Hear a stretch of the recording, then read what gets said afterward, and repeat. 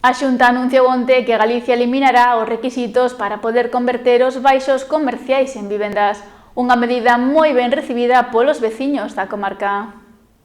O Goberno galego impulsará este ano un cambio na normativa da habilidade da comunidade para facilitar e permitir, en determinados supostos, que baixos comerciais abandonados ou sen actividade en contornas urbanas podan ser reconvertidas en vivendas. Hoxe saímos á rúa para coñecer a opinión dos veciños da comarca, que reciben con boas expectativas este anuncio.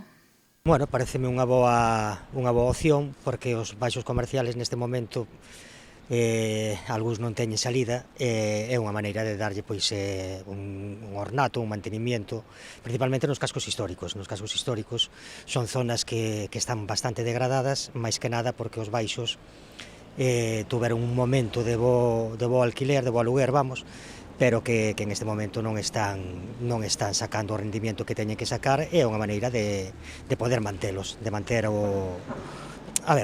unha imagen do pueblo con un ornato bonito. A ver, se están vacíos, sí, por que non? Bueno, se é habitable, sí, se pode ser habitable, claro. Se ten cláusula de habitabilidade, claro que sí, que pode... Por que non? En Madrid, en Barcelona, por aí nas grandes cidades, hai baixos comerciales que foron habitados para as vivendas. A xente sinala que optaría por vivir nun destes baixos reconvertidos sempre que se garantan as condicións de habitabilidade. Daríame igual, porque vamos a ver, o mismo problema sería na primeira planta que na segunda planta que na terceira planta, é dicir, no baixo tes unha primeira planta arriba, co cual se tes un veciño, o que está no segundo ten un terceiro e ten un primeiro, co cual ten unha persona baixo igual, sempre hai unha persona baixo, ou arriba. Sí, claro, sí, pode ser para a xente que non ten necesidade, sí. Sí. Se ten o tema da habitabilidade, sí, porque non tenía ningún problema.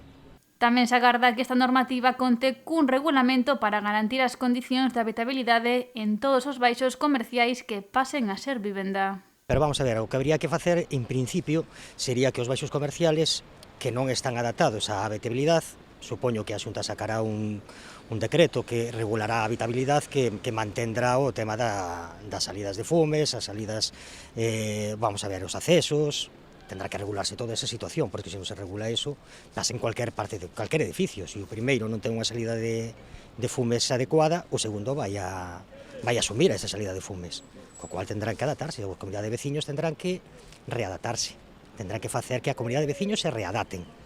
É dicir, non é cuestión de dicir, bueno, pois vale, aponto aquí unha vivienda, e a vivienda, pois igual, a salida baixante que ten tamén de desagües, as pluviales, as fecales, todo eso hai que adaptarlo, hai que preparar todo. Hai baixos comerciales que poden ser que teñen o tema da habitabilidade, sí, que se teñen o tema da habitabilidade, que teñen para chimenea, para todo, claro que sí.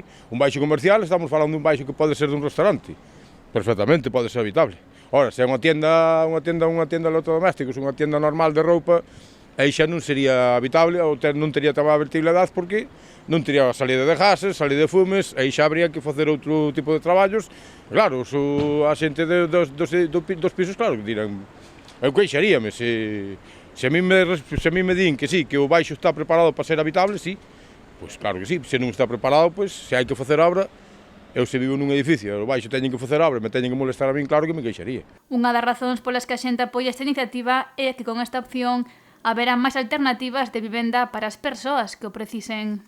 Claro, a ver, se usted ten un problema de mobilidade, ten un baixo, ten o baixo alquilado a un portal, usted sabe que ten o baixo seu, que ten alquilado, vai no desalquilar, quere vivir no baixo polo tema de mobilidade, o que sea, e no edificio non poden poñer rampa ou un ascensor, o que sea, ten opcións, e a comunidade de veciños non se queixa porque non ten que facer obra, se ten que facer obra xa sería outro cantar, pois entonces sí, claro que sí, porque non, mesmo. Que todo ten que ser, claro, levándose ben cos veciños e facendo ben as cousas, pois claro que sí, claro que se pode facer. Xa digo, vivín en Madrid, e máis en Barcelona estive un par de días de alquiler e tal, e eran baixos directamente, o sea, non entraba nin no edificio. Entrabas por unha porta, tiña o baixo aí e estaba perfectamente habitable.